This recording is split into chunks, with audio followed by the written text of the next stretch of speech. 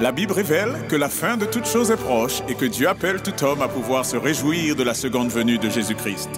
L'objectif de cette présentation est de vous préparer à être du nombre de ceux qui gardent les commandements de Dieu et le témoignage, la foi de Jésus-Christ. Le titre de la présentation de ce matin est « L'Église du reste face au vent de doctrine ». Le texte de base de cette présentation se trouve en Éphésiens chapitre 4, du verset 7 jusqu'au verset 16. Où allons-nous? Verset 7 jusqu'au verset 16. Éphésiens 4, du verset 7 à 16. Et là, nous lisons que « Mais la grâce est donnée à chacun de nous selon la mesure du don de Christ. C'est pourquoi il est dit, étant monté en haut, il a emmené captive une multitude de captifs et il a distribué des dons aux hommes. Or, que signifie il est monté si ce n'est qu'auparavant, il était descendu dans les parties basses de la terre? Celui qui est descendu, c'est le même qui est monté au-dessus de tous les cieux afin qu'il remplisse toutes choses. C'est aussi lui qui a établi les uns apôtres, les autres prophètes, les autres évangélistes et les autres pasteurs et docteurs, pour le perfectionnement des saints, pour l'œuvre du ministère, pour l'édification du corps du Christ, jusqu'à ce que nous soyons tous parvenus à l'unité de la foi et de la connaissance du Fils de Dieu, à l'état d'homme fait, à la mesure de la stature parfaite de Christ, pour que nous ne soyons plus des petits-enfants flottant et emportés çà et là à tout vent de doctrine par la tromperie des hommes et par leur adresse à séduire artificieusement, mais que, professant la vérité dans la charité, nous croissions en toutes choses dans celui qui est le chef, Christ, de qui tout le corps, bien coordonné et étroitement uni par le concours de toutes les jointures, tire son accroissement selon la force assignée à chaque membre, afin qu'il soit édifié lui-même dans la charité. Voyez-vous, les prophètes sont du nombre de ceux que Dieu a placés dans son Église, afin que celle-ci puisse tenir bon face au vent de doctrine. Et lorsqu'ils sont de Dieu, la confiance dans leur ministère prophétique fait toute la différence, mes amis. En effet, en 2 Chroniques, chapitre 20 et au verset 20, où allons-nous maintenant? Exact. 2 Chroniques, chapitre 20 et au verset 20. Nous lisons là. Puis, le matin, ils se levèrent de bonne heure et sortirent vers le désert de Tekoa. Et comme ils sortaient, Josaphat se tint là et dit, « Juda et vous, habitants de Jérusalem, écoutez-moi, croyez en l'Éternel, votre Dieu, et vous serez en sûreté. Croyez en ses prophètes et vous réussirez. » Ainsi, notre réussite, mes amis, dépendra de notre acceptation du ministère prophétique venant de Dieu. Et Satan n'a jamais souhaité la réussite du peuple de Dieu. Et lorsque nous considérons Apocalypse 12, verset 17, nous voyons qu'il en sera de même jusqu'à la fin, jusqu'avec l'Église du reste. En effet, nous connaissons ce verset, je le pense, Apocalypse 12, verset 17, nous avons là les paroles suivantes, où nous lisons « Le dragon s'irrita contre la femme et s'en alla faire la guerre au reste de sa postérité qui garde les commandements de Dieu et qui ont le témoignage de Jésus-Christ. » En Apocalypse 19, verset 10, l'ange dit à Jean que le témoignage de Jésus est l'esprit de prophétie. Et en Apocalypse 22, verset 9, il lui fait comprendre qu'il s'agit des prophètes, d'accord, de l'esprit qui anime les prophètes. Ainsi, mes amis, Satan soufflera sur l'Église du reste toutes sortes de vents de doctrine, mais cette dernière, voyez-vous, tiendra bon, notamment, et ce notamment grâce au témoignage de Jésus, le don de prophétie. Chers frères et sœurs, je dois vous dire quelque chose de très sérieux. Si arrivé à l'heure d'aujourd'hui, nous avons un problème avec l'esprit de prophétie, Et je crois que cet esprit de prophétie a, en ces derniers jours, été manifesté dans le ministère de Sir Ellen G. White. Permettez-moi de vous dire, mes amis, que vous allez être emportés d'une manière ou d'une autre. Et il faut que cela soit clairement établi, mes amis. Nous ne pourrons pas faire partie de l'Église du reste, mes amis. Nous ne pourrons pas y rester si Satan réussit à éliminer notre confiance dans le don de prophétie, mes amis. Donc, nous devons véritablement veiller à cela. Nous devons véritablement veiller à cela. D'accord? Car en Ésaïe, remarquez, en Ésaïe 8, rapidement, c'est un texte que je n'avais pas prévu, mais c'est important. Ésaïe 8, verset 16, il est dit ici, enveloppe cet oracle, cette révélation parmi mes disciples. Le terme oracle ici vient du mot hébreu Tehuda. Okay? Et c'est ce même mot qui est traduit par témoignage au verset 20, à la loi et au témoignage. D'accord? Tehuda. Et si le peuple ne parle pas ainsi, point d'aurore pour lui. D'accord? Donc, il faut que ce témoignage soit enveloppé, c'est-à-dire affermi en fait, préservé. Car si l'on ne parle pas ainsi, mes amis, il n'y aura pas d'aurore pour le peuple ne verra pas la lumière. Vous savez, aujourd'hui, dans le monde chrétien, et tout particulièrement parmi ceux qui croient que Jésus revient bientôt, à savoir les adventistes, eh bien, il y a véritablement, mes amis, des vents de doctrine. Et cette présentation pourrait être beaucoup plus longue que cela. Et en réalité, je pense que chaque année, nous pourrons faire une présentation comme ça et présenter les différents vents de doctrine qui sont en train de souffler en ce moment. Mais j'aimerais vous parler d'une première chose. Considérons Daniel 11, versets 40 à 45. Je pense que nous connaissons tous ces versets, d'accord? Nous savons de quoi cela nous parle. Mais pour ceux qui ne le sauraient pas, remarquons ce que cela nous présente. Ouvrons nos Bibles en Daniel 11 et lisons rapidement du verset 40 à 45 pour ceux qui ne le connaîtraient pas, pour ceux qui ne connaîtraient pas ces versets. Il est dit, « Et au temps de la fin, le roi du Midi se heurtera contre lui, et le roi du Nord fondra sur lui comme une tempête, avec des chars et des cavaliers et beaucoup de navires.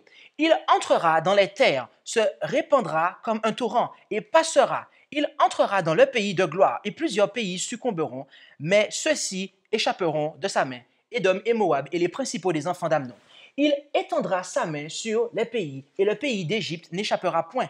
Il se rendra maître des trésors d'or et d'argent et de toutes les choses précieuses de l'Égypte. Les Libyens et les Éthiopiens seront à sa droite. Mais des nouvelles de l'Orient et du Nord viendront le troubler, et il sortira avec une grande fureur pour détruire et exterminer beaucoup de gens.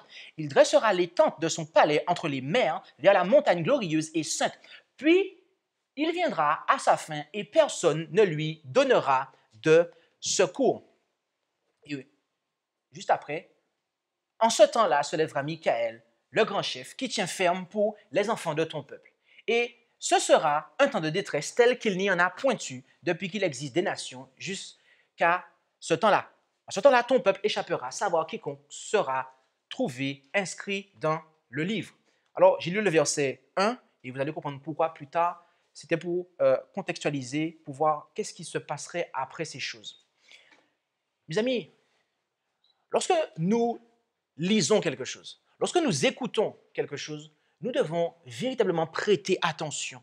Car voyez-vous, même une absence de guillemets peut faire toute la différence. À une question concernant la raison de l'importance de Daniel 11, versets 40 à 45 pour notre époque, ainsi que la raison pour laquelle la dénomination des adventistes du 7e jour n'a pas la compréhension profonde de ces versets qu'il a sur eux, Jeff Pippenger répondit la chose suivante. Je ne suis pas sûr de pouvoir comprendre pourquoi les gens ne comprennent pas ces versets. En Daniel 12, verset 1, Michael se lève. Or, Daniel 12, verset 1 commence en disant « en ce temps-là », identifiant ainsi que Michael se lève quelque part dans l'histoire des versets précédents. Nous comprenons que lorsque Michael se lève, le temps de grâce pour l'humanité se termine. Donc, j'ai compris que les versets 40 à 45 sont les événements prophétiques qui conduisent à la fin du temps de grâce. Jusqu'ici, il n'y a pas de problème avec la déclaration de M. Pippenger. Et si c'était tout ce qu'il disait, eh bien, on ne pourrait pas lui en vouloir, car tout le monde a le droit d'avoir sa propre opinion, voyez-vous. Mais après cela, dans sa phrase suivante, il cite Ellen White pour soutenir son interprétation. Et remarquez ce qu'il dit. Aussi, dans La tragédie des siècles, à la page 644, Sir White déclare « Les événements de la fin du temps de grâce et la préparation en vue du temps de détresse nous sont clairement annoncés. Mais une foule de gens ne comprennent pas mieux ces choses que si elles n'avaient pas été révélées. Satan veille à effacer toute impression qui pourrait rendre les hommes sages à salut, et le temps de détresse les trouvera non préparés. » Et à la suite de cela, M. Pippenger explique « Ainsi, l'inspiration nous dit que les événements qui conduisent à la fin du temps de grâce ont été clairement annoncés. Et la révélation la plus claire de la fin du temps de grâce est Daniel 12, verset 1, quand Daniel se lève. » Alors, il a mis Daniel, moi je pense qu'il voulait dire Michael, mais j'ai traduit comme tel. Ainsi, les 6 derniers versets de Daniel 11, selon l'inspiration, ont clairement été annoncés. Et elle dit que ces événements sont des vérités importantes. Elle dit que Satan efface toute pensée qui pourrait leur faire comprendre ces versets. Et elle dit qu'à cause de cela, ces personnes ne seront pas prêtes quand le temps de grâce se terminera. Les événements qui conduisent à la fin du temps de grâce ont été clairement annoncés. Madame White le dit. Mais quels sont ces événements, mes amis? Quels sont ces événements? M. Pippenger dit que ce sont les 6 derniers versets de Daniel 11. Et il affirme qu'Ellen White dit aussi cela dans la citation dont il se sert dans La tragédie des siècles à la page 644. Avant de statuer sur la véracité de la déclaration de M. Pippenger, lisons les phrases suivantes à cette déclaration dans La tragédie des siècles pour voir à quoi Ellen White rattache cela. Quand Dieu envoie au monde des messages si importants qu'il les représente par des anges volant au milieu du ciel, il exige que toute personne douée de raison y prenne garde. Les terribles châtiments qui menacent les adorateurs de la bête et de son image, Apocalypse 14, versets 9 à 11, devraient nous pousser à étudier cette prophétie avec le plus grand soin, afin d'apprendre ce qu'est la marque de la bête et comment on peut l'éviter. Mes amis, les événements de la fin du temps de grâce et la préparation en vue du temps de détresse qui ont clairement été annoncés sont, d'après Ellen White, les messages des 3 anges et pas Daniel 11, 40 à 45. Seul Dieu peut juger et dire si M. Pippenger a fait une erreur accidentelle en omettant le contexte ou s'il a volontairement décidé d'ôter le texte de son contexte pour en faire un prétexte, pour insister comme il le fait, quasiment exclusivement sur Daniel 11 et limite en mettant de côté le message des 3 anges. Et en dépit de cela, voyez-vous, nous ne sommes pas en train de dire ici qu'il ne faut pas étudier Daniel 11, versets 40 à 45. Ce n'est pas ce que je suis en train de dire, d'accord? Cela ne veut pas dire que ces versets ne sont pas importants ou qu'ils ne vont pas se produire juste avant la fin du temps de grâce. Non, non, non, non, non. Ce n'est pas ce que je dis ici. Par contre, ce que je veux dire, c'est que les conclusions de M. Jeff Pippenger ne peuvent pas être soutenues par la déclaration d'Ellen White faite dans La tragédie des siècles. Et voyez-vous, en agissant de la sorte, Jeff Pippenger et ses acolytes francophones, et vous les connaissez très bien, qui insistent de manière quasiment presque exclusive sur Daniel 11, versets 40 à 45, et ce sur une vision erronée de certaines déclarations d'Ellen White, eh bien, il détourne nos regards, mes amis, des moyens les plus importants que Dieu a mis en place pour représenter, pour tout du moins préparer un peuple pour la fin du temps de grâce ainsi que le temps de trouble à venir, les messages des 3 anges. Mes amis, il n'y a aucune, je vous le dis, il n'y a aucune préparation, il n'y a aucun message de préparation. Il y a peut-être des événements qui nous sont donnés avant la fin du temps de grâce en Daniel 11, 40 à 45, oui, mais il n'y a aucun message de préparation, mes amis, pour le peuple de Dieu. Le message de préparation se trouve en Apocalypse 14. Craignez Dieu, donnez-lui gloire, adorez celui qui a fait le ciel et la terre. Après, sortez de Babylone. Et après ça, gardez les commandements de Dieu et la foi de Jésus. Ça, c'est un message de préparation, mes amis. D'accord? Mais quand vous avez la vision de M. Pippenger et que vous dites que c'est Daniel 11, c'est lui le plus clair et c'est ce que Ellen White parlait, non, mes amis, ce n'est pas ce que dit l'esprit de prophétie. Vous voyez? Ce n'est pas ce que dit l'esprit de prophétie. Donc, nous devons laisser l'esprit de prophétie dire ce qu'elle a à dire. Sinon, nous serons emportés dans des vents de doctrine, tout comme l'autre vent de doctrine que nous avons exposé, qui était les 2520, mes amis, qui aujourd'hui a refait son apparition avec M. Pippenger et ses associés. Les noms divins hébreux. Aujourd'hui, il y a un mouvement, de personnes, et même au sein de l'adventisme, qui disent que nous devons,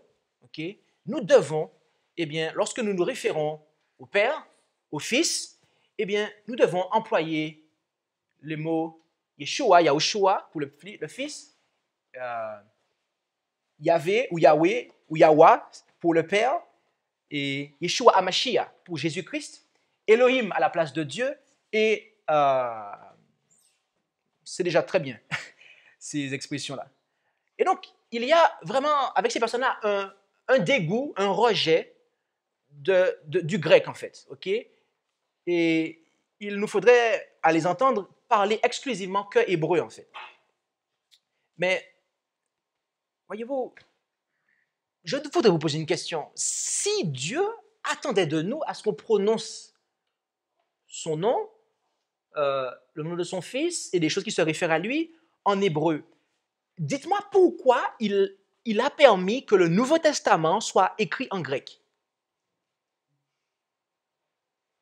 Ah oui, parce que en Acte 4, verset 12, et nous connaissons tous ce verset, je pense. Acte 4, verset 12. Qu'est-ce qu'il est dit en Acte 4, verset 12? Il est dit, ce Jesus, ce Jésus, ça vient du grec, Jesus en grec, ce Jesus est la pierre qui a été rejetée par vous qui bâtissez, qui a été faite la principale pierre de l'angle. Et il n'y a de salut en aucun autre, car sous le ciel, il n'y a pas un autre nom qui ait été donné aux hommes par lequel nous devions être sauvés. Et encore, remarquez 1 Corinthiens 1, verset 2. 1 Corinthiens 1, verset 2. 1 Corinthiens 1, verset 2. À l'église de Dieu qui est à Corinthe, à ceux qui ont été sanctifiés en Jésus-Christ, Jesus Christus, qui sont appelés saints, et à tous ceux qui invoquent en quelque lieu que ce soit le nom du Seigneur, Jesus Christus, Jésus-Christ. C'est-à-dire, eh bien, Jésus Christus, leur Seigneur et le nôtre. D'accord? Les Grecs qui ont reçu l'Évangile, mes amis, de la part des apôtres, eh bien, c'est ce qu'ils ont reçu, en fait. Lorsqu'ils priaient, lorsqu'ils invoquaient le Seigneur, c'est ce qu'ils prononçaient, mes amis. Donc, il est clair que à l'époque de l'Église primitive, des Grecs ont invoqué en grec le nom du Sauveur et ont été sauvés en l'invoquant, mes amis. D'accord? Et ils n'étaient pas dans la nécessité de parler l'hébreu pour cela. Et de plus, les personnes qui insistent là-dessus de manière quasiment, je dirais, fanatique, de manière quasiment systématique, eh bien, il semble oublier que la signification profonde du nom, en fait, c'est le caractère. Or, c'est bien cela que Dieu attend de nous, que nous puissions développer, que nous puissions former, c'est-à-dire un caractère. Autrement, Romains 2, versets 13 à 15, n'aurait eu aucun sens. Remarquez Romains 2, versets 13 à 15. Il est dit, car ce ne sont pas les auditeurs de la loi qui sont justifiés devant Dieu, mais ce sont les observateurs de la loi qui seront justifiés. OK? Or, quand les gentils qui n'ont point la loi font naturellement les choses de la loi, n'ayant point la loi, ils se tiennent lieu de loi à eux-mêmes. Ils font voir que ce qui est prescrit par la loi est écrit dans leur cœur, leur conscience leur rend témoignage et leurs pensées les accusent ou les défendent. Mes amis, faire l'évangile se résumer à une question d'orthographe revient à passer à côté de l'essentiel de l'évangile, mes amis, à savoir connaître le caractère du Créateur et être transformé à son image. Et une autre chose, une fois qu'on a établi cela avec la Bible, une autre chose est intéressante, c'est de voir que les pionniers adventistes ont prêché le message des 3 anges contenant l'évangile éternel, n'est-ce pas? Or, l'emploi des noms hébreux du Père et du Fils ne faisait pas partie de leur message, du message qu'ils ont proclamé. Par conséquent, mes amis, la doctrine selon laquelle il faudrait et nous devrions employer les noms hébreux de la divinité n'a pas sa place. N'a pas sa place, je vous le dis, dans l'enseignement des prédicateurs du message des 3 anges aujourd'hui. Et vous savez quoi? Ellen White déclara quelque chose maintenant. Remarquez cela. Dans Message choisi, volume 1, à la page 41, paragraphe 3. « Bien que je dépende de l'Esprit du Seigneur pour écrire mes vues, comme pour les recevoir, les mots que j'emploie pour décrire ce que j'ai vu sont les miens, sauf quand il s'agit de déclarations faites par un ange que j'ai soin de placer entre guillemets. » OK? Donc, autrement dit, Ellen White est en train de dire que lorsque l'Esprit de Dieu vient sur elle, il lui montre des choses et elle les formule avec ses propres mots. Sauf quand un ange lui parle. Là, elle écrit exactement ce que l'ange dit et elle le met entre guillemets pour le faire savoir aux gens. D'accord? Alors, considérons ce que un ange a déclaré à Ellen White dans Premiers Écrits à la page 64, paragraphe 1. Dans une vision qui me fut donnée le 27 juin 1850, l'ange qui m'accompagnait me dit « Le temps est presque fini. Reflétez-vous l'image de Jésus comme vous le devriez ?» Lorsque vous regardez l'original anglais, Ellen White est anglophone, elle écrivait en anglais, elle n'a pas marqué Yahushua ici. Elle a marqué Jesus, mes amis. Et pourquoi elle a marqué Jesus? Vous savez pourquoi? Parce que l'ange lui a dit Jesus, mes amis. Et à la page 50, paragraphe 1, l'ange demanda, « De tels gens peuvent-ils aller au ciel ?» Un autre répondit, « Non, jamais, jamais.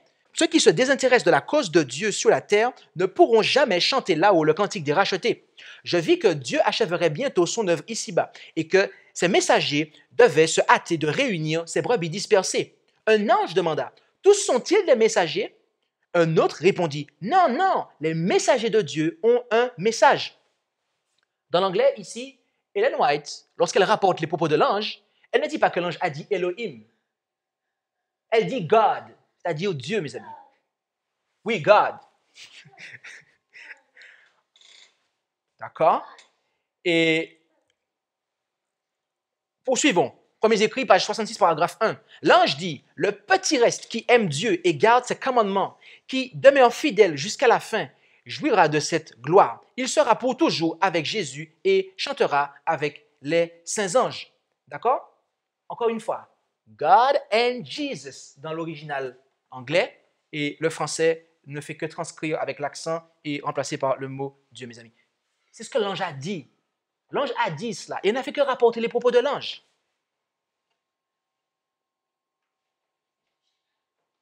Poursuivons avec Message choisi, volume 1. Alors, l'ange me dit, « Ce sont ceux qui croient au Seigneur Jésus et qui obéissent aux paroles du Christ. Ils sont la lumière du monde. Sans la présence de ces lumières, le jugement divin ne tarderait pas à frapper les transgresseurs de la loi de Dieu. Je vis ensuite ces petits jets de lumière augmentés de clarté, briller de l'est à l'ouest, du nord au sud, si bien que toute la terre en fut illuminée. » Là, lorsque l'ange parla à Ellen White, il a dit Christ, c'est-à-dire Christ. Il n'a pas dit Amashia. Okay? Il a dit Christ, mes amis. Et il n'a fait que rapporter ce que l'ange a dit. Et à de nombreuses reprises, Ellen White a elle-même parlé de Jéhovah. Remarquez, Premiers Écrits, page 60, paragraphe 1. Okay? Ce temps viendra bientôt nous aurons alors à nous appuyer fermement sur le bras puissant de Jéhovah. Elle n'a pas dit Yahweh, hein, Yahvé, hein, elle a dit Jéhovah, d'accord? Car tous ces grands signes et ces prodiges ont pour but de séduire le peuple de Dieu et de le renverser. Dans Jésus-Christ, page 97, paragraphe 1, Satan assista au baptême du Sauveur. Il vit la gloire du Père enveloppant son Fils. Il entendit la voix de Jéhovah assistant la divinité de Jésus. OK? Mes amis, si ceux qui enseignent que nous devons employer les noms hébreux de la divinité ont raison, alors permettez-moi de vous dire que Ellen White et les anges ne savaient pas comment se référer au Père et au Fils. Et voyez-vous, tel n'était pas le cas. OK? Je pense que les anges qui sont venus et l'ange qui accompagnait Ellen White étaient fidèles dans sa mission. OK? Et je ne pense pas que nous pouvons et que nous sommes plus intelligents que l'esprit de prophétie ou que le ciel, voyez-vous. Et la raison pour laquelle nous avons ce genre de doctrine-là, mes amis, est très simple. C'est très simple. Et elle nous le dit. Remarquez cela. Dans Évangéliser à la page 545, paragraphe 3. La prière de la foi est la force principale du chrétien et elle prévaudra certainement contre Satan. C'est pourquoi l'adversaire insinue que nous n'avons pas besoin de prier. Il déteste le nom de Jésus, notre avocat. Permettez-moi de m'arrêter ici. Quel mot qu'il y a dans le texte original ici? Madame White dit que Satan déteste le nom de Jésus. Je pense que Jésus et Yahushua, bien compris, nous emmènent vers la même personne. Mais ici, remarquez qu'elle dit Jésus. Jesus en anglais.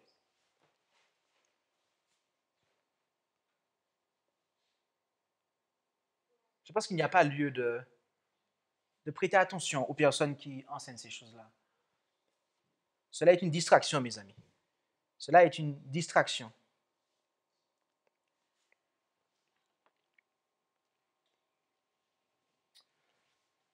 Il y a aussi un enseignement qui est en train de se propager depuis plusieurs années et qui commence à rentrer dans l'adventisme. C'est la théorie selon laquelle Israël, Israël selon la chair, les Israélites, qui étaient en Égypte, après qui ont passé la mer Rouge et qui sont entrés en Canaan, eh bien qu'ils étaient noirs. Et j'ai eu l'occasion de parler avec plusieurs personnes qui ont adopté cette idée. Alors, de manière à pouvoir savoir ce qu'il en est, d'accord? Remarquez avec moi Genèse, chapitre 6, verset 10. Où allons-nous? OK. Là, il nous est dit, et Noé engendra 3 fils, Sem, Cam et Japheth. D'accord? Et concernant leur généalogie, eh bien, elle se trouve en Genèse chapitre 10. D'accord? Et je ne prendrai pas le temps de tout le lire. Je vous lirai juste le verset premier et vous verrez plus tard, vous pourrez vous-même établir la généalogie. D'accord? Voici les descendants des fils de Noé, Sem, Cam et Japheth, auxquels naquirent des enfants après le déluge. D'accord? Je souhaite juste vous apporter une information maintenant. Le mot Cam, le nom Cam ici, signifie, d'après The Exhaustive Dictionary of Bible Names, à la page 93, chaud, noir, sombre. Cam signifie notamment chaud, noir ou sombre. D'accord? Et lorsque vous regardez la généalogie, mes amis, vous vous rendez compte que Japheth, il est l'ancêtre des Mèdes, des Ionans, c'est-à-dire des Grecs, ainsi que de plusieurs nations qui, à l'époque du Nouveau Testament, vivaient dans ce que l'on appelle maintenant l'Asie mineure ou le sud de la Russie. D'accord? Sem, pour sa part, eh bien, il est l'ancêtre des Babyloniens, des Assyriens, des Araméens, des Arabes et des Hébreux. Tandis que Cam, lui, il est l'ancêtre des Africains, des Arabes, des Cushites, c'est-à-dire des Éthiopiens, des Égyptiens et des Cananéens. Donc, remarquez que les Africains, lorsque vous étudiez la généalogie, d'accord, alors vous ne verrez pas marqué Africain dans le texte biblique, mais lorsque vous faites des études poussées, vous vous rendez compte que les Africains, en fait, descendent de Cam. Et cela se tient, puisque Cam signifie quoi? Noir, chaud, sombre. D'accord. Et voici une carte. Il y a un peu beaucoup de soleil maintenant, mais je pense que vous pouvez peut-être la voir. En fait, en haut à gauche, vous avez l'emplacement de Japheth. Ici, vous avez l'emplacement de Cam, ok, qui est justement sur l'Afrique. Ok, nous avons ici l'Éthiopie, etc. Et là, nous avons ce qu'on appelle la Palestine, donc les Sem qui étaient placés là-bas. Ok, donc voilà comment ils s'étaient répartis, ces trois fils, ainsi que ceux qui les ont succédés. D'accord? L'esprit de prophétie vient nous confirmer cela, en fait. Remarquez cela. Dans Manuscrit Lisis, volume 4, à la page 8, paragraphe 1, « Combien peu l'esprit du Christ a-t-il été manifesté dans le traitement réservé à la race de couleur dans ce pays dit chrétien? La couleur du nègre, et en anglais, elle écrit negro, ok? Et lorsque vous recherchez, cela peut être traduit littéralement par nègre ou noir, si vous préférez. Bon, moi j'ai traduit littéralement. Donc, la couleur du nègre, caractéristique de sa descendance africaine, est une marque d'humiliation pour toute la race à cause des préjugés du peuple blanc contre eux. D'après l'esprit de prophétie, eh bien, la couleur noire, mes amis, est une caractéristique de sa descendance africaine. D'accord? C'est ce qu'elle révèle, en fait. OK? Et quand on sait que les Africains ont pour ancêtre Cam, vous comprenez d'où est-ce que ça vient, en fait. D'accord? Mais juste une chose, mes amis.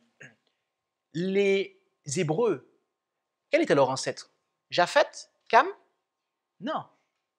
Sem, mes amis. C'est Sem. Et remarquez la chose suivante, ce qu'elle dit dans The Spirit of Prophecy, volume 1, à la page 286, paragraphe 2, concernant Séphora. Elle va parler de Séphora, la femme de Moïse. Et elle va commencer avec Myriam, parce que Myriam elle avait un problème. Elle avait des ressentiments vis-à-vis de la femme de Moïse et vis-à-vis du choix que Moïse avait fait. Okay? Et on nous parle de cela en Nombre 12, verset 1. Et Ellen White commente ce texte-là en disant, elle, Myriam, s'est plainte de Moïse parce qu'il avait épousé une femme éthiopienne, au lieu de prendre une femme parmi les Hébreux. La femme de Moïse n'était pas noire, mais son teint était un peu plus sombre que celui des Hébreux. Je vous pose une question. Et là, je vous demande de faire travailler votre logique, mes amis, et votre bon sens. Et nous avons tous un bon sens. Et si nous ne le respectons pas, ça c'est un choix, mais nous avons un bon sens, mes amis, et les choses sont claires. Si les Hébreux ont une couleur et qu'ils sont plus clairs que quelqu'un qui n'est pas noir, est-ce que les Hébreux sont noirs, mes amis? Je reprends. Si les Hébreux sont d'une couleur et qu'ils sont plus clairs que quelqu'un qui n'est pas noir, est-ce que les Hébreux sont noirs? Non, mes amis. Vous savez, je n'ai rien contre les noirs. Mon père est noir, ma mère est blanche, je suis métisse. Et moi, j'ai grandi en Martinique, voyez-vous, et on ne sait pas l'école, pas ces personnes ici. OK? Bon, donc je n'ai rien contre les noirs. Mais le seul problème, mes amis, ici, c'est que nous avons des personnes qui se saisissent d'une idée et qui en font toute une doctrine. Et malheureusement, cela est erroné, mes amis. Cela est erroné et on va insister là-dessus, en fait. On va insister là-dessus. Et on va insister là-dessus à tel point qu'on va chercher à le faire rentrer dans le message des trois anges. Mais mes amis, la couleur des Hébreux n'a pas sa place dans le message des trois anges, mes amis. Qu'il soit rouge, noir, blanc, cela n'a pas sa place dans le message des trois anges, mes amis. C'est une distraction. C'est une distraction. Ce qui doit nous intéresser, c'est ce qui est marqué en Romains 9, versets 6 à 8. Ouvrons nos Bibles, je vous prie. En Romains 9, versets 6 à 8.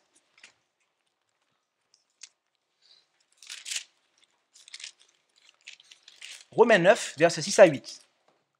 Voilà ce qui doit nous intéresser, mes amis. Romains 9, versets 6 à 8, où il est dit, « Ce n'est pas que la parole de Dieu ait failli, car tous ceux qui descendent d'Israël ne sont pas d'Israël. Et pour être la postérité d'Abraham, ils ne sont pas tous ses enfants. Mais il est dit, en Isaac sera une postérité de ton nom. » Ok? C'est-à-dire que ce ne sont pas les enfants de la chair qui sont enfants de Dieu, mais que ce sont les enfants de la promesse qui sont réputés être la postérité. D'accord? Et en Galates 3, l'apôtre Paul va venir compléter ce qu'il a dit ici. Galates, l'épître de Paul aux Galates, chapitre 3. Lisons le verset 7, du verset 7 à 9, après du verset 13 à 16 et après du verset 26 à 29. Je vais le prendre avec vous. Suivez-moi en Galates 3, verset 7, à partir du verset 7 jusqu'au verset 9 dans ce premier temps. Galates 3, 7 à 9. Sachez donc que ceux qui ont la foi sont les enfants d'Abraham. Aussi, l'Écriture, prévoyant que Dieu justifierait les gentils par la foi, a évangélisé par avance à Abraham en lui disant « Toutes les nations seront bénies en toi ». C'est pourquoi ceux qui croient sont bénis en Abraham qui a cru. Verset 13. Christ nous a rachetés de la malédiction de la loi, quand il a été fait malédiction pour nous, car il est écrit « Maudit est quiconque est pendu au bois », afin que la bénédiction d'Abraham se répandît sur les gentils par Jésus-Christ et que nous reçussions par la foi l'Esprit qui avait été promis. Frères, je parle à la manière des hommes. Lorsqu'un contrat a été confirmé par un homme, personne ne le casse ou n'y ajoute rien. Or, les promesses ont été faites à Abraham et à sa postérité. Il n'est pas dit à ses postérités, comme s'il s'agissait de plusieurs, mais comme d'une seule. Et à ta postérité, qui est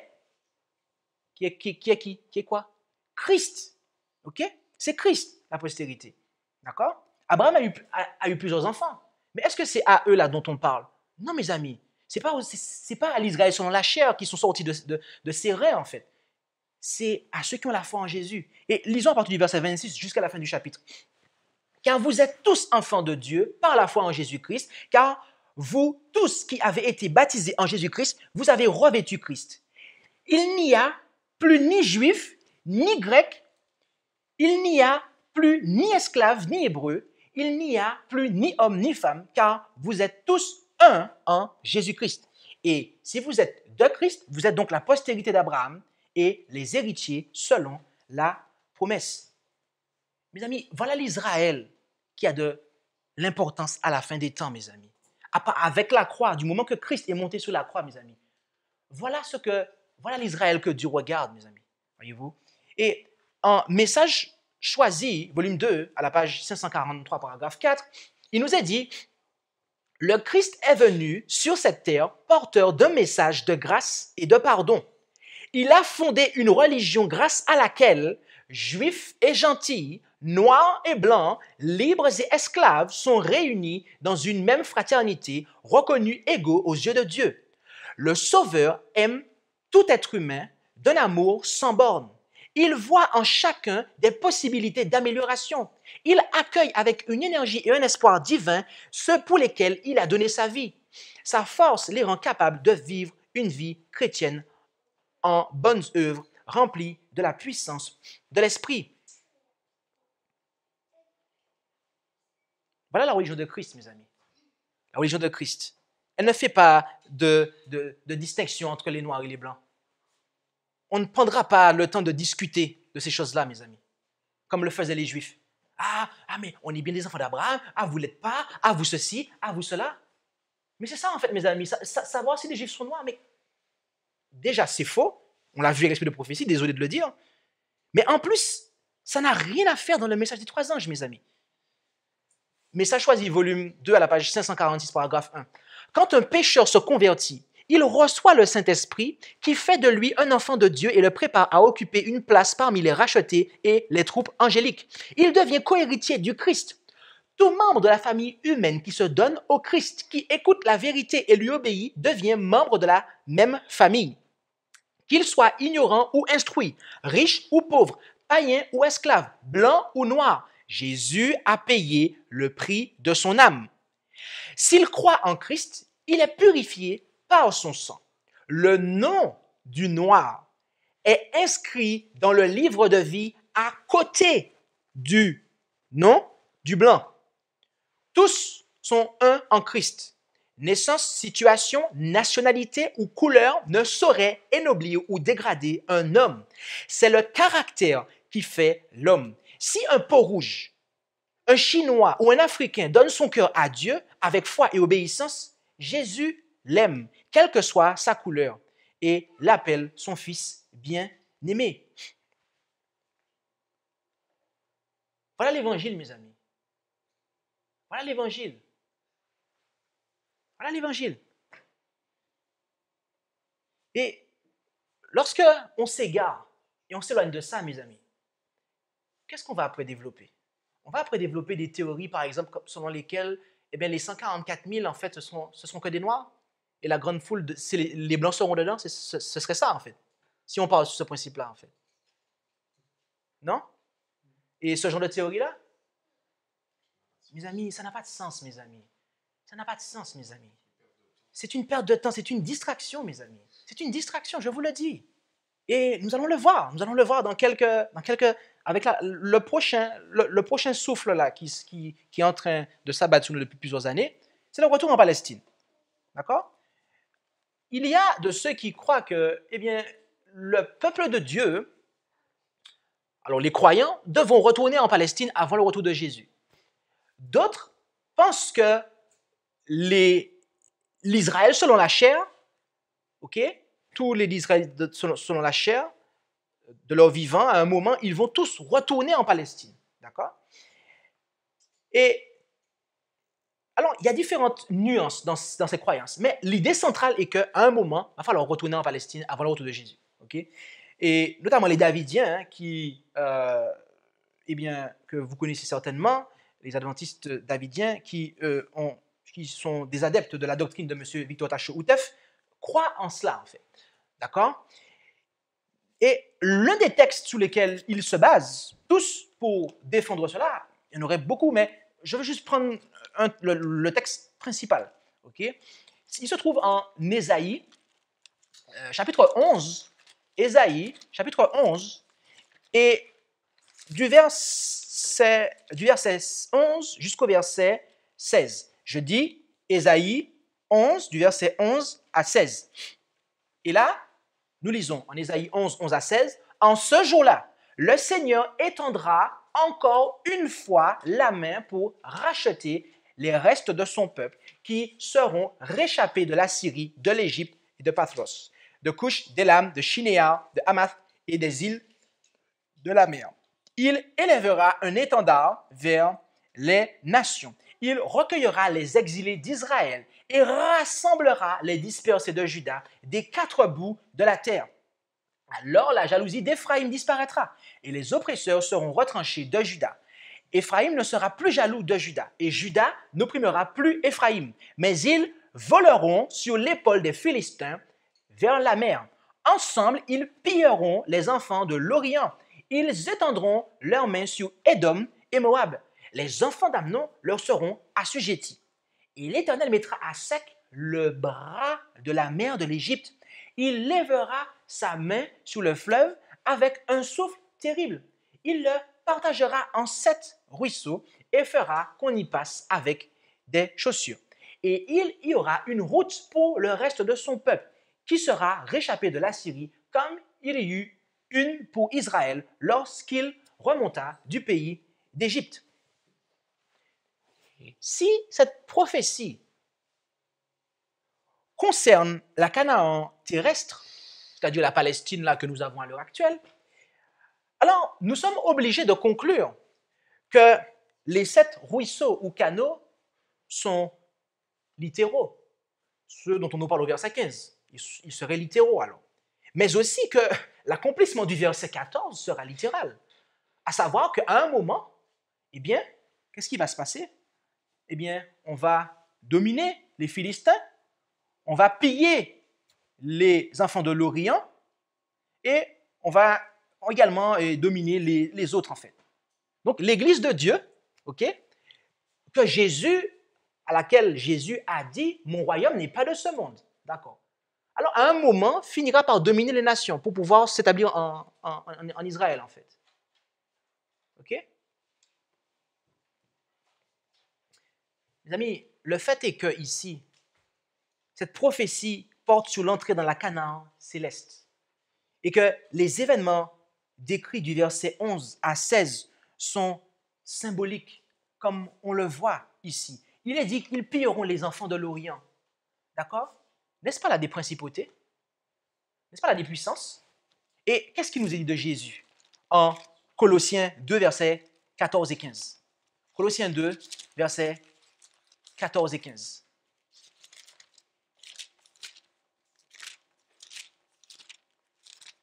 Lorsque vous pillez quelqu'un, vous le dépouillez, n'est-ce pas? OK. Alors lisons Colossiens 2, versets 14 et 15. Il a effacé ce qui était contre nous, l'obligation des ordonnances qui s'élevaient contre nous, et il a entièrement annulé en l'attachant à la croix, ayant dépouillé les principautés et les puissances qu'il a publiquement exposées en spectacle en triomphant d'elles sur la croix.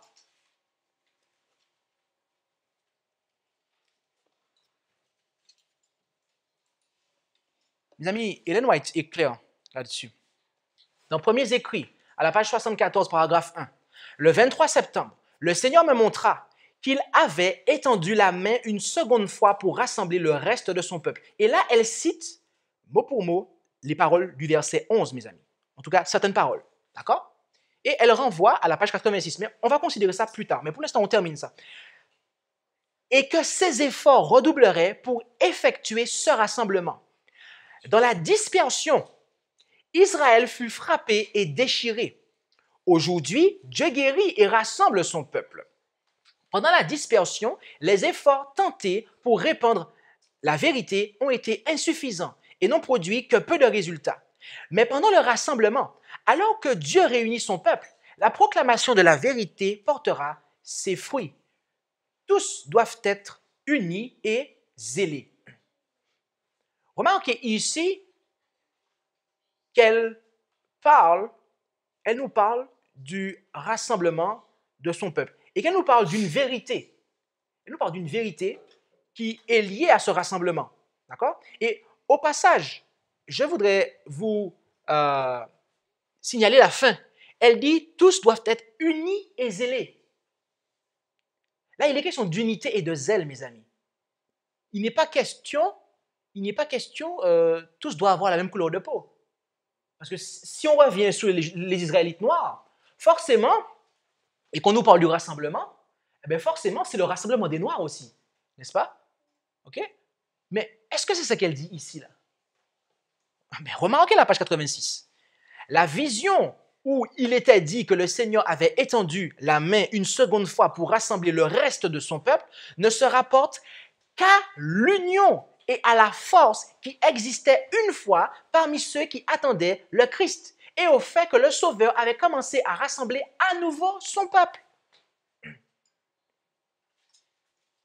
C'est parce que le Seigneur a fait, mes amis, vers un peu avant la moitié du 19e siècle, en faisant les rites sonner de leur voix comme une trompette. Et après, on n'a pas entendu le message du deuxième ange. Elle est tombée Babylone la Grande et ils ne sont pas sortis. C'est pas là que le rassemblement a commencé, mes amis? Lorsqu'ils sont sortis des églises de Babylone? Oui. Remarquez, de Babylone. Tout comme le peuple d'Israël était en captivité dans la Babylone terrestre, la Babylone ancienne, et que Dieu les a appelés à sortir pour les ramener dans leur pays, de même, Dieu appelle son peuple des organisations religieuses corrompues de manière à les préparer pour les faire entrer dans la Canaan céleste, mes amis. Et c'est ça le rassemblement dont il est question. Cela n'a rien à voir avec le fait de rassembler les Noirs, de les mettre ensemble, de savoir que oui, vous êtes le peuple de Dieu, remettez-vous bien, l'esclavage c'est fini, on va dominer, etc. Non, mes amis, c'est pas ça du tout. Et ça n'a rien à voir avec ce que M. Outef enseigne et n'importe quelle autre personne qui, je ne sais, sur cette terre va vous dire qu'il faut retourner en Palestine avant le retour de Jésus. Et continuons. Dans le prophète Roi, à la page 289 et 290, elle cite Ésaïe 60, verset 1 à 4, le verset 10, le verset 11 et le chapitre 45, verset 2. Et après, elle dit les choses suivantes. Ces prophéties annoncent un grand réveil à une époque où règnent d'épaisses ténèbres. OK? Elles trouvent leur accomplissement dans les stations missionnaires établies de nos jours dans les régions les plus reculées du globe. D'ailleurs, au passage, retenez qu'elle a dit le mot globe. D'accord? Retenez-le. Bon. Les missionnaires qui travaillent en pays païens sont comparés par le prophète à des bannières flottant très haut et destinées à guider ceux qui cherchent la vérité. Et juste après ça, remarquez, elle va citer Ésaïe 11, versets 10 à 12. OK? En disant, en ce jour-là, dit Ésaïe, le rejeton d'Israël sera là comme une bannière pour les peuples. Les nations se tourneront vers lui et la gloire vers sa demeure. Dans ce temps, le Seigneur étendra une seconde fois sa main pour racheter le reste de son peuple. Il élèvera une bannière pour les nations, il rassemblera les exilés d'Israël et il recueillera les dispersés de Juda, des quatre extrémités de la terre. Donc, lorsqu'elle disait que ces prophéties trouvent leur accomplissement dans les stations missionnaires établies de nos jours dans les régions les plus reculées du globe, les missionnaires qui travaillent en pays païens sont comparés par le prophète à des bannières flottant très haut et destinés à guider ceux qui cherchent la vérité, est-ce que cela est compatible avec un quelconque rassemblement de la race noire, mes amis, pour aller en Israël ou un truc comme ça? Non, mes amis. Non, mes amis.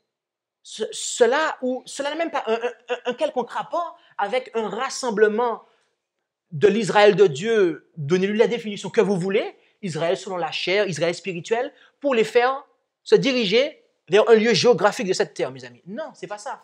C'est pas ça du tout ce qu'elle est en train de dire ici. Le jour de la délivrance est à la porte. L'Éternel étend ses regards sur toute la terre pour soutenir ceux dont le cœur est tout entier à lui. 2 Chroniques 16, verset 9. Parmi toutes les nations, les peuples et les langues, le Seigneur voit des âmes qui prient pour connaître la vérité. Ces âmes se sont longtemps nourries de cendres, voir Ésaïe 40, verset 20. Égarées par l'ennemi de toute justice, elles tâtonnent comme des aveugles. Pourtant, elles sont sincères et aspirent après une vie meilleure. Bien que plongées dans l'abîme du paganisme et dépourvues de toute connaissance de la loi de Dieu et de son Fils Jésus-Christ, elles ont montré de multiples manières les résultats de l'œuvre divine sur l'esprit et le caractère.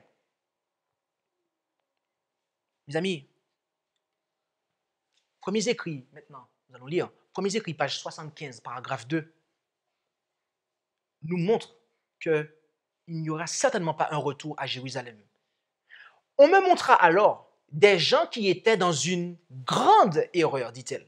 Ils croyaient que c'était leur devoir de se rendre à Jérusalem où ils devaient faire une œuvre avant le retour du Seigneur. De tels égarements ont pour but de détourner les esprits de la proclamation du message du troisième ange.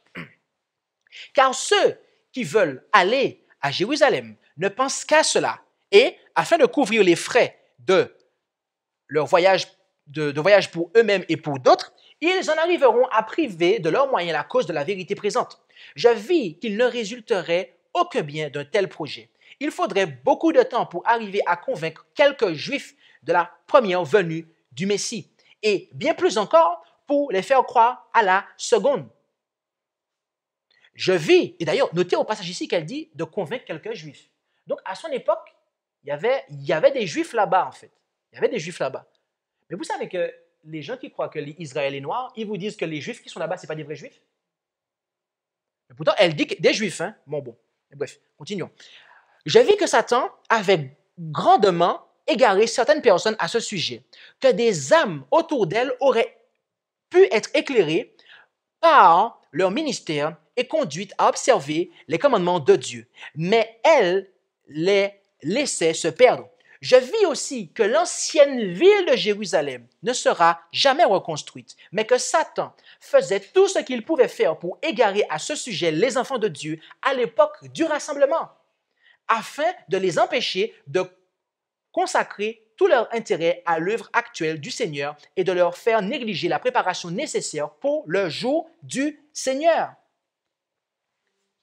Mes amis, il n'y aura pas de rassemblement à Jérusalem terrestre avant le retour de Jésus, dit Ellen White. Et pas à Jérusalem et même pas en Palestine, voyez-vous. Dans Prophètes et Rois, à la page 228, paragraphe 4 et 230, paragraphe 1, elle dit, et là elle va citer Amos et Osée, les prophéties d'Amos et Osée concernant le châtiment divin parlaient aussi de gloire future. Mais pour les 10 tribus, si longtemps rebelles et impénitentes, il n'était fait aucune promesse de retour en Palestine. Elles devaient, jusqu'à la fin des temps, errer parmi les nations.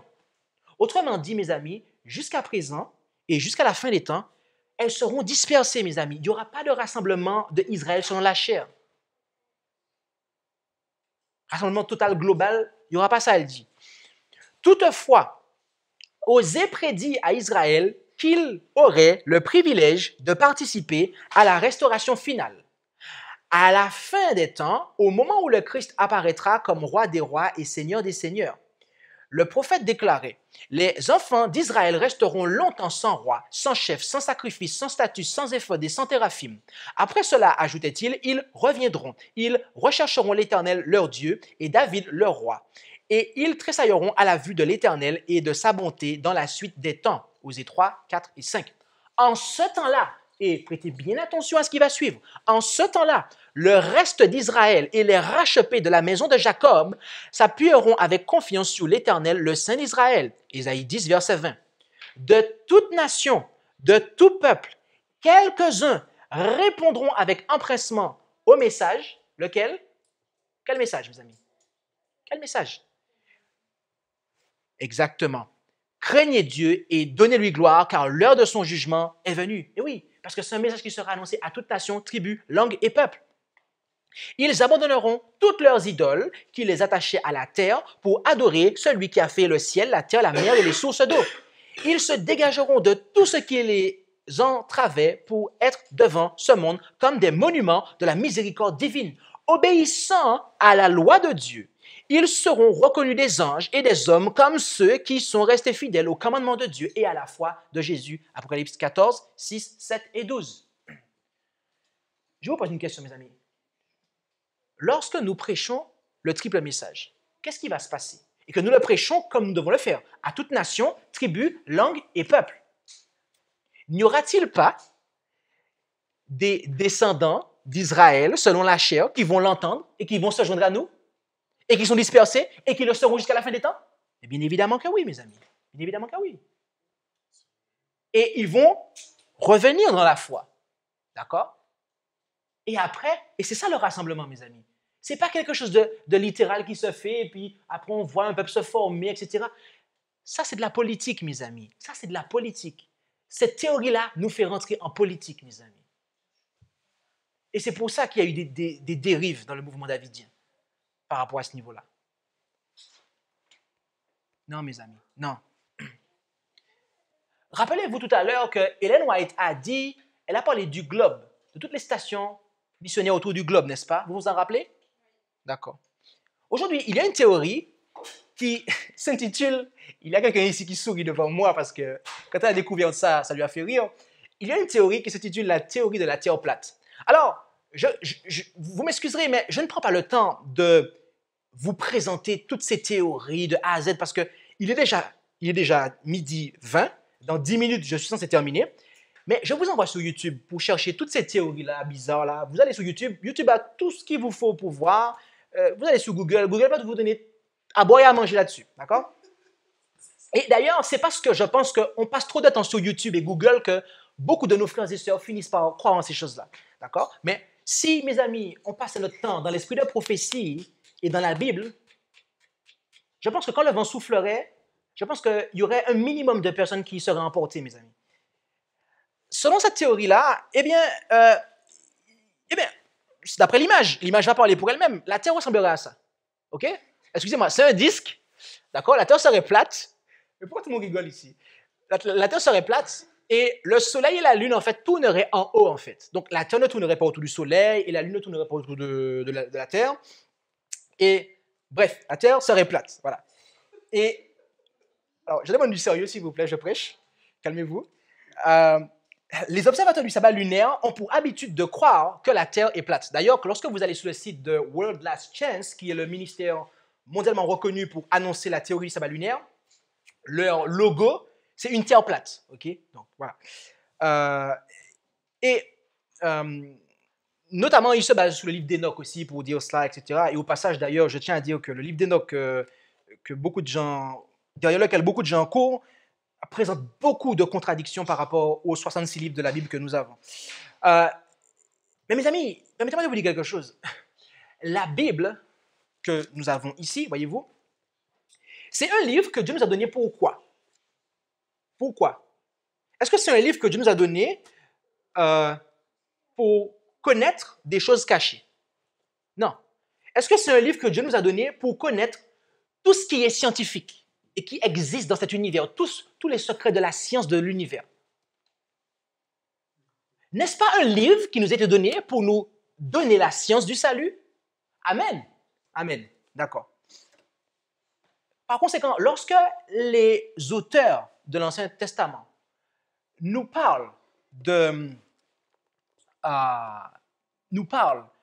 fondements de la terre, des eaux au-dessus, le ciel du ciel, et tout un tas d'expressions qui, a priori, ne semblent pas s'harmoniser avec un globe ou une planète. Rappelez-vous qu'il y a des figures de style dans l'Écriture, des expressions, d'accord, pour imager. Mais il y a peut-être un élément que j'aimerais vous montrer dans la Bible qui vient invalider la terre plate, mes amis. C'est que pour les partisans de cette théorie, en fait, il n'y aurait que ça dans l'univers, en fait. Et oui, ça veut dire qu'il y a la Terre et il y a un dôme. Il y a un dôme. D'ailleurs, au passage, quand vous êtes platiste, et c'est comme ça qu'on les appelle les platistes, eh bien, vous croyez qu'il y a un dôme, en fait, et que la NASA ne peut pas envoyer de fusée, en fait, et que toutes les fusées, en fait, qu'ils envoient, eh bien, désolé, vous allez rire, mais en fait, elles restent plantées dans le dôme, en fait. Elles ne vont pas plus loin, en fait. Bon.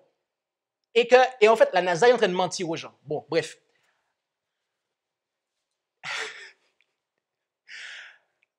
Alors, lorsque vous parlez de ça, eh bien, pour eux, en fait, eh bien, le ciel, là où il y a le trône de Dieu, eh bien, il se trouve juste au-dessus du dôme, en fait. D'accord? Donc, il y a le dôme. Imaginez-vous le dôme ici, voilà. Et le ciel, le trône de Dieu est juste au-dessus.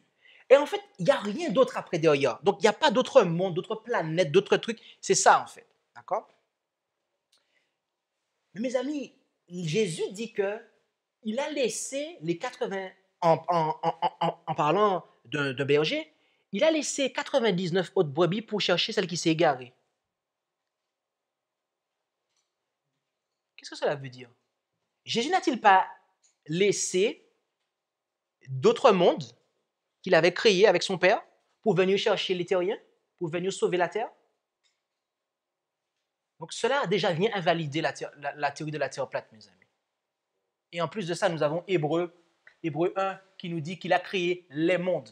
La Louis II dit le monde, mais la King James nous parle des mondes en fait. Et voyez-vous, l'esprit de prophétie a quelque chose à nous dire à ce propos. Car voyez-vous, toutes les théories que nous avons de nos jours, c'est des choses que nos pionniers ont rencontrées, mes amis. Même la théorie du sabbat lunaire, elle avait une sœur à l'époque d'Ellen White et qui a permis à Ellen White de clarifier que le sabbat, on pouvait bien le reconnaître. D'accord? Je ne dis pas que la théorie du sabbat lunaire existait à l'époque d'Ellen White, mais elle avait une doctrine qui était très similaire et qui impliquait les mêmes choses, en fait. C'est la théorie de la deadline. Donc, dans Manuscrit Pulésis, volume 21 à la page 412 et 413, elle dit « J'apprends par des lettres en provenance de New York que frère Brown a accepté et est en train de prêcher la théorie de la terre plate. Est-il possible que cette théorie ait été importée d'Angleterre par frère Wilcox et que vous l'ayez acceptée et êtes en train de l'enseigner? Mon frère, notre œuvre consiste à enseigner le message du troisième ange. Tenez-vous au message. C'est une faiblesse de l'ancien Wilcox de mettre la main sur des passe-temps et de se tenir à des choses qu'il aurait dû laisser passer. Satan attirera les esprits des hommes à s'attarder sur tout type de théorie ou de passe-temps afin qu'ils ne s'engagent pas dans la proclamation du message solennel pour le temps présent.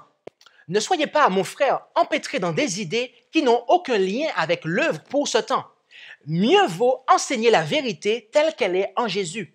Mieux vaut chercher la vraie piété, la sainteté du cœur, la libération de tout égoïsme, la libération de toute envie et jalousie.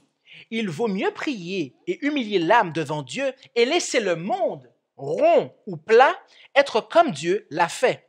Essayez avec la plus grande fermeté, en continuant à bien faire, de rechercher un titre parfait dans l'héritage de la nouvelle terre. Mieux vaut conduire le troupeau de Dieu à boire dans les cours d'eau supérieurs. Mieux vaut, par le précepte et l'exemple, chercher Dieu alors qu'il peut être trouvé. Invoquez-le tandis qu'il est proche. Un réveil est nécessaire dans l'Église. Lorsque les enseignants boivent l'eau fraîche du puits de Bethléem, ils peuvent conduire les gens vers la source d'eau vive. Mon âme est alourdie par le fardeau de la condition des choses à New York. Puisse le Seigneur susciter des aides, des hommes qu'il peut enseigner, des hommes humbles qu'il peut amener à porter un témoignage clair et net dans la foi. Que Dieu vous aide à rechercher sa face, à marcher prudemment et à vous mettre hors de vue et à exalter Jésus. J'espère que frère Wilcox sera un homme véritablement converti.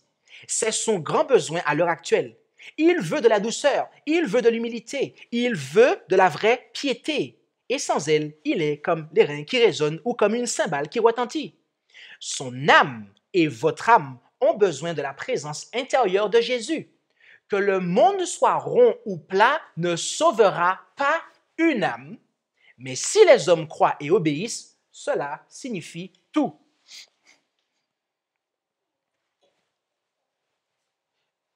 Il y a des personnes qui vous disent que lorsque vous croyez que le monde c'est un globe, que la terre est ronde, etc., à ce mensonge de Satan, ça ne va pas te sanctifier, il faut délaisser tout ce qui est mensonge, etc. L'esprit de prophétie me dit que je crois que ce soit rond ou plat, ça ne va pas me sauver, mes amis. Et elle a dit au début que cela, elle a fait comprendre tacitement que cela n'a pas sa place dans le message des trois anges. Ok? Je paraphrase. Elle a dit que cela n'a pas sa place dans le message des trois anges. Et regardez ce qu'elle dit dans manuscrit 155 en 1904 à la page 78. Quelqu'un est venu me voir avec le désir de me communiquer des informations sur un monde rond ou plat. Je n'ai pas du tout une telle charge sur mon âme, lui ai-je dit. Je n'ai rien à vous dire, ni à personne, au sujet d'un monde plat ou rond.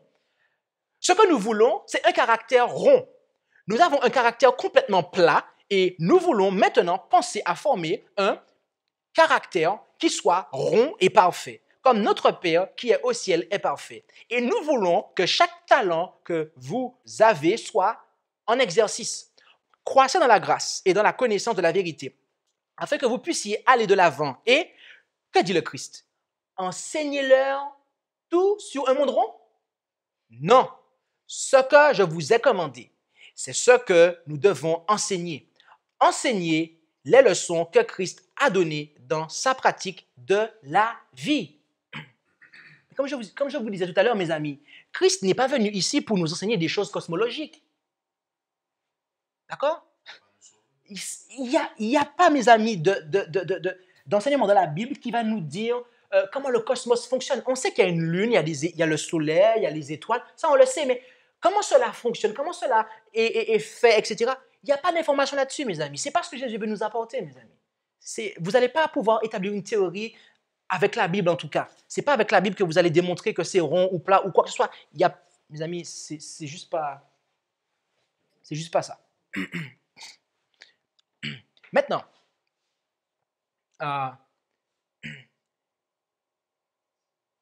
elle déclara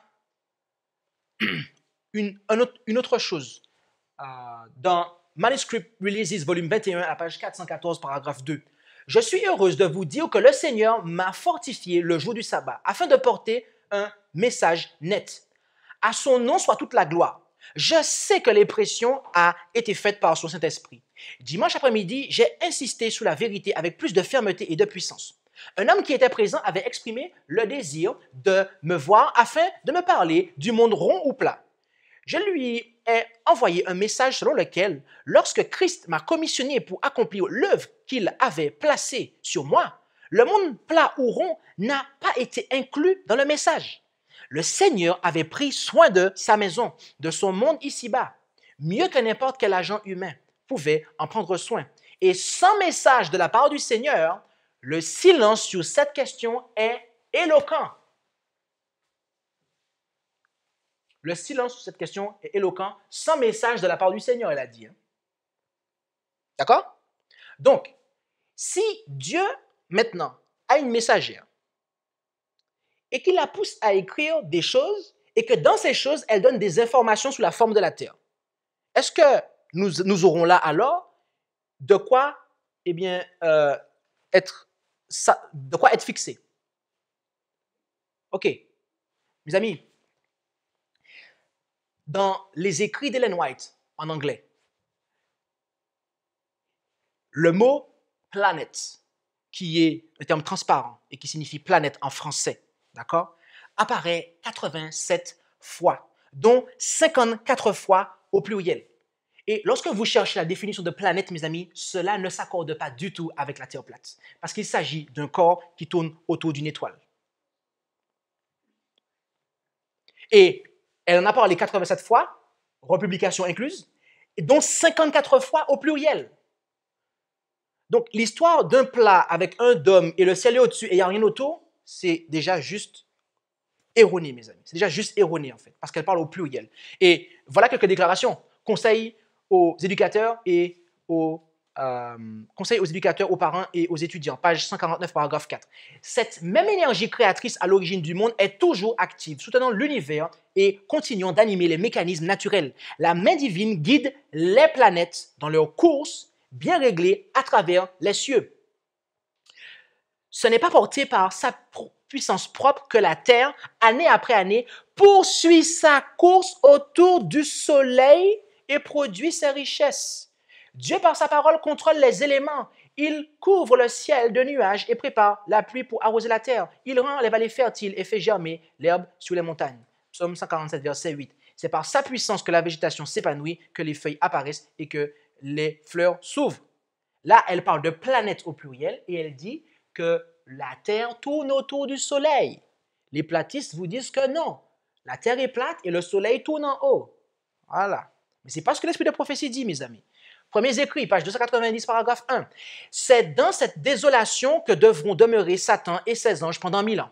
C'est là qu'il sera confiné, qu'il errera ça et là, et qu'il pourra se rendre compte des effets de sa révolte contre la loi de Dieu. Pendant 1000 ans, il pourra savourer les fruits de la malédiction qu'il a provoquée. Limité à la terre, il ne pourra errer sur d'autres planètes pour tenter ceux qui n'ont pas connu le péché. Sa souffrance sera terrible. Depuis sa chute, il n'a cessé d'avoir une activité dévorante. Mais alors, il sera privé de sa force. Il pourra réfléchir à ce qu'a été sa condition depuis sa chute et considérer avec terreur l'avenir qui lui est réservé. Il devra souffrir pour tout le mal dont il s'est rendu coupable et pour tous les péchés qu'il a fait commettre. D'accord? Et vous avez encore dans Éducation à la page 111, paragraphe 1, mais je vous laisserai le noter et je le passerai dans l'enregistrement pour que cela apparaisse sur la vidéo. Voilà. Alors, il y a un autre point. C'est que Ellen White emploie aussi le mot globe. Et cela apparaît 126 fois dans ses textes, mes amis. Toujours au singulier, en se référant à notre globe. Là, c'est encore plus précis. Hein? Encore plus précis. 126 fois, mes amis. Et vous avez cela dans... alors, des fois, c'est mal traduit. C'est mal traduit, notamment dans Dans l'éducation, à la page 286, paragraphe 3, ils ont mis la terre, mais dans l'original, c'est du globe. D'accord? Dans évangéliser, pareil, ils ont mis terre habitée, mais en fait, c'est du globe habité. D'accord? Dans événements des derniers jours, page 105, paragraphe 5, elle dit le monde entier, mais en fait, dans l'original, c'est sur le globe. Par contre, dans Vers Jésus, à la page 105, paragraphe 2, là, ils ont bien traduit, ils ont mis par le don ineffable de son Fils, Dieu a entouré le monde entier d'une atmosphère de grâce tout aussi réelle que l'air qui circule autour du globe. Elle ne dit pas que l'air qui est sur le plat de la Terre. Elle dit l'air qui circule autour du globe. D'accord? OK? Et vous avez dans Conquérant Pacifique, à la page 28, paragraphe 2, à un moment, elle parle du globe, voilà. Elle dit allez vers toutes les nations, leur ordonna-t-il, allez vers les régions les plus reculées du globe, etc., etc. Et juste un dernier truc. Alors, ça, on va s'appeler pour la fin. Il y a quand j'étais en Serbie, j'ai rencontré un frère qui m'a dit, et je lui ai montré ces choses-là. Il m'a dit, non, mais tu sais, en fait, le White Estate, il modifie les mots, en fait. C'est parce qu'elle a écrit, faut se méfier et tout, et tout, et tout. OK. Alors, vous savez quoi? Il y a un site, j'aurais dû le mettre, mais c'est adventistarchives.org. OK? Donc, vous tapez adventistarchive.org. OK? Et c'est un site de la conférence générale, voilà, où vous avez tous les scans des documents originaux qui ont été imprimés à l'époque d'Ellen White. D'accord? Et donc, là, vous avez tous les scans des Review and Herald, des Sign of the Time et compagnie, en fait. Et je suis allé sur le site, j'ai téléchargé les scans, et je lui ai montré, je lui ai dit, regarde, ça a été scanné, ok, c'est ce qui a été imprimé à l'époque d'Ellen White, et ils l'ont scanné, et regarde le mot. Est-ce que le mot, là, quand ils ont imprimé à l'époque d'Ellen White, est-ce que c'est un autre mot que sur la version digitale? Je lui ai montré, je lui ai dit, regarde, ça n'a pas lieu, c'est la même chose, en fait. Okay? Donc, il y a toutes sortes d'excuses qu'on va trouver pour pouvoir rejeter les évidences, mes amis. Mais, encore une fois, que la Terre soit ronde ou plate, mais vraiment, imaginons qu'on ne sait pas. Cela n'a pas sa place dans le message des trois anges, mes amis. Cela n'a pas sa place dans le message des trois anges. Et il y a des gens qui vont en parler. Ils vont vous dire, et ils vont essayer de donner à toutes ces théories-là une plus d'importance que le message des trois anges. C'est ce que fait Jeff Peppinger et c'est que ses acolytes. Ils accordent plus d'importance à Daniel 11 qu'au message des trois anges. Et tous les vents de doctrine qu'on a vus, d'accord, les noms divins hébreux, on en fait ça, on les met dans le message des trois anges. On se casse la tête pour les faire rentrer dans le message des trois anges. Qu'est-ce qu'on a vu encore? Les Juifs noirs, le retour en Palestine et la terre plate. Mais oui, parce que les gens vont vous dire, mais craignez Dieu et donnez-lui gloire, car il a créé les cieux et la terre. Donc, si tu adores une terre, si tu crois en une terre ronde, tu ne pourras pas vraiment adorer Dieu. Mes amis, cela n'a pas sa place dans le message des trois anges, mes amis. Remarquez le témoignage de l'esprit de prophétie, mes amis. Et ça a de quoi vous faire rire, parce que c'est vrai, c'est stupide, c'est absurde. Mais des gens seront perdus par rapport à ça, mes amis. Et moi, ça ne me fait pas rire. Moi, ça ne me fait pas rire.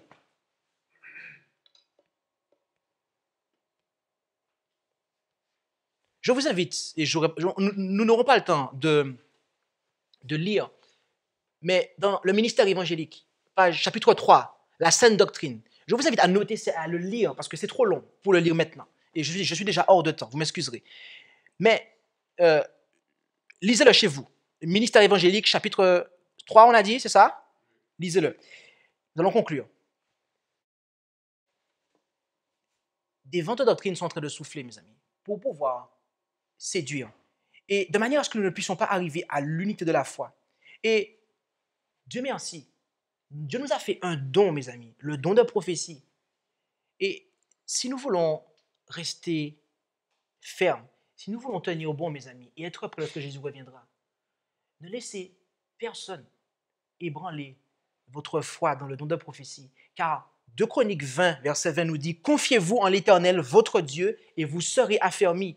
Confiez-vous en ses prophètes, et vous réussirez. » Si vous avez honte de l'esprit de prophétie, mes amis, Moi, je n'ai pas honte de la citer dans le pupitre. Et vous savez, comme moi-même, que je suis capable de vous faire un message sans l'esprit de prophétie. Mais mes amis, on a besoin du témoignage de Jésus. D'accord? Nous devons faire partie et rester dans l'église du reste, mes amis. Et l'église du reste garde le témoignage de Jésus, mes amis. Ils ont le témoignage. On ne peut pas renier ça. On ne peut pas en avoir honte sous aucun prétexte. Et on ne devrait pas se scandaliser si le pasteur ou le prédicateur ou n'importe qui cite l'esprit de prophétie, mes amis. Vous vous rendez compte? C'est ce qu'ils font dans l'adventisme aujourd'hui, dans la dénomination. Ils interdisent aux gens de citer l'esprit de prophétie du haut de la chair. Alors, je peux comprendre que si on insiste trop dessus et qu'on ne montre pas ce que dit la Bible, là, il y a un problème, c'est vrai. Mais, mes amis, le peuple a besoin de ça. Et nous avons besoin de ça, je suis désolé. Et ces choses-là, mes amis, si on ne va pas les chercher, personne ne va les chercher. Parce que ce n'est pas en français, ça, on ne le sait pas. Et pendant ce temps, comme ce n'est pas en français, qu'est-ce qui se passe? Ça court, et plein de gens tombent dedans, en fait. Plein de gens tombent dedans. Non, mes amis, non. Je vous en supplie. Confiez-vous en l'Éternel, votre Dieu, et vous serez affermis. Confiez-vous en ses prophètes, et vous réussirez. Amen. Merci d'avoir écouté cette présentation avec intérêt.